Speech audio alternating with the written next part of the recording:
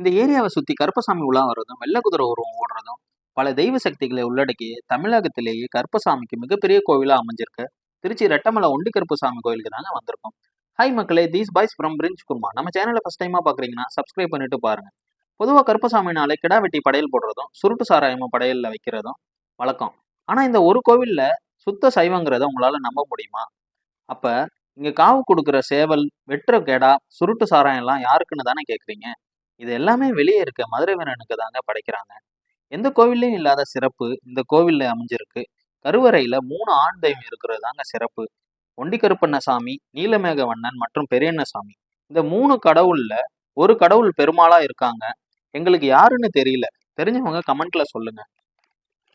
அது மட்டும் இல்லாம விநாயகர், யானை மேல இருக்க ஐயனார், குதிரையில இருக்க ஒண்டி கருப்பு, மலை மேல இருக்க மலைக்காளி, பேச்சியம்மன், மதுரை வீரன் என இவ்வளவு தெய்வங்களை உள்ளடக்கிய இந்த கோவில் திருச்சி பஞ்சப்பூர்ல இருந்து 5 கிலோமீட்டர்லையும், சத்திரத்துல இருந்து 12 கிலோமீட்டர்லையும் லொக்கேட் ஆயிருக்குங்க.